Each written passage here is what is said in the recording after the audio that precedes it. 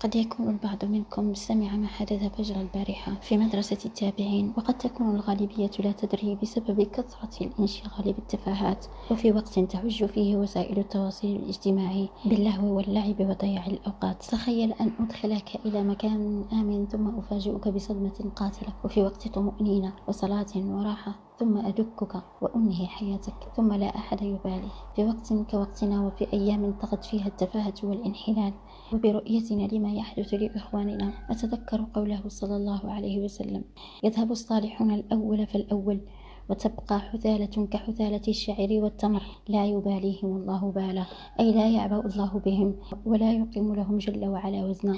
والسبب في ذلك أنه ليس بين الله وبين أحد من خلقه نسب، وإنما مدار الأمر على الإيمان بالله والعمل الصالح، على الأعمال الصالحة والإيمان بالله.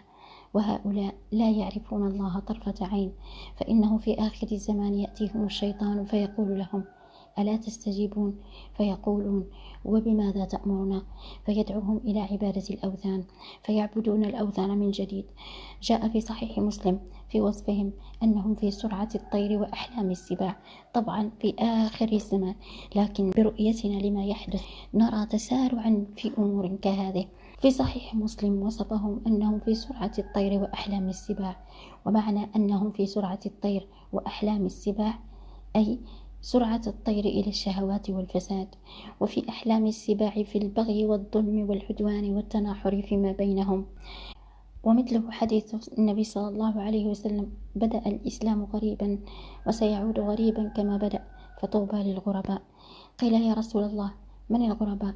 قال: الذين يصلحون عند فساد الناس. وفي اللفظ الآخر: هم النزاع من القبائل. وفي اللفظ الآخر: هم أناس صالحون قليل في أناس سوء كثير. فهذا يبين لنا أن الغربة تشتد، وكلما تأخر الزمان قل الصالحون وكثر غيرهم. فهذه الأحاديث من العجائب والغرائب التي بينها رسول الله صلى الله عليه وسلم مما يقع في آخر الزمان ومن معجزاته عليه الصلاة والسلام.